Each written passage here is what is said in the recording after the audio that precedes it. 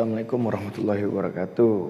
Baiklah, kita melanjutkan pertemuan sebelumnya yang kita bahas tentang peluang dan resiko. Sekarang kita akan masuk ke dalam materi analisis peluang usaha ya. Sebelumnya, sebenarnya apa sih itu analisis peluang usaha? Yaitu bisa diartikan juga sebagai cara meneliti atau mengidentifikasi sebuah peluang usaha dilihat dari berbagai aspek agar usaha yang dijalankan berhasil sesuai target yang diharapkan. Itu adalah pengertian dari analisis peluang usaha. Oke, nah sekarang bagaimana sih langkah-langkah yang harus dilakukan oleh seorang wirausaha? Nih, ketika melakukan analisis maka ada step-stepnya. Ini yang harus kita lakukan. Pertama, yaitu meneliti berapa luas usaha yang akan kita lakukan. Yang kedua, kita pilih bentuk usaha apa yang akan dilakukan. Ya, pertama diteliti terlebih dahulu, kemudian pilih mau usaha di bidang apa. Yang ketiga, memilih jenis usaha apa yang akan ditekuni. Ya, tadi pertama diteliti, kemudian bentuk usahanya, baru jenis usahanya, dan yang keempat mencermati info yang ada ya, seperti peluang ya, yang keempat tuh seperti peluang dan pesaing-pesaingnya gitu. Nah yang terakhir baru mengamati peluang yang ada, termasuk mencari mitra. Oke, sekarang kita masuk ke dalam analisis peluang usaha tersebut. Nah, ada yang kita kenal, yang biasa orang kenal juga dengan namanya analisis SWOT. Ya, apa sih SWOT itu? Gitu.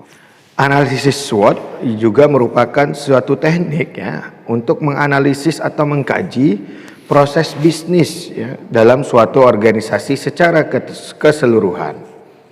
Nah, untuk mengkaji ini perlu dilakukan namanya analisis faktor internal dan eksternal ya, yang dari dalam dan faktor-faktor yang dari luar. Nah, SWOT ini yang terdiri dari internalnya itu ada S ya dan W gitu. S itu apa? Strength yang berarti kekuatan. Dan W adalah weakness yang berarti kelemahan. Sedangkan yang eksternalnya ada di O dan T ya. O itu adalah opportunity atau kita sebut juga dengan peluang.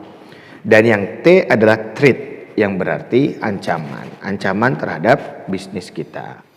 Oke, kita akan mengambil contoh dari analisis SWOT ini menggunakan usaha retail. Kita merencanakan dulu nih kira-kira mau buka toko retail seperti apa. Yang pertama kita lihat dari strength-nya ya.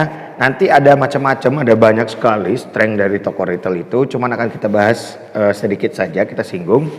Yang pertama dapat dijadikan sebagai strength dalam sebuah retail, bisnis retail itu sumber keuangan yang memadai ya, modal yang baik. Nah, itu juga termasuk strength dalam sebuah bisnis retail. Kemudian SDM-nya yang berkualitas, ini juga termasuk sebuah strength dari sebuah bisnis retail. Yang kedua kita lihat dari weakness-nya. Nah, ini masih kita berbicara tentang kekuatan dari internalnya dan kelemahan dari internalnya.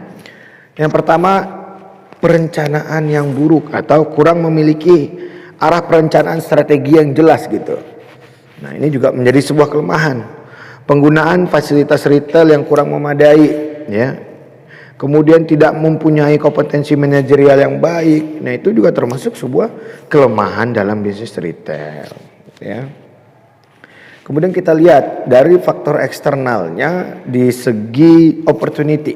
Nah, tentu yang paling menonjol adalah diversifikasi produk. Banyak banget toko retail yang sudah beredar di Indonesia. Makanya setiap toko retail harus mempunyai diversifikasi produk gitu. Ya, contohnya mengembangkan program-program percepatan pembangunan melalui franchise ya. Atau banyak lembaga yang siap untuk bekerja sama gitu. Dan kalau diversifikasi produknya mengembangkan program yang berbeda dari yang sudah ada dari toko-toko retail yang lainnya. Kemudian faktor selanjutnya, trade, yaitu pesaing baru yang sejenis. sejenis ya.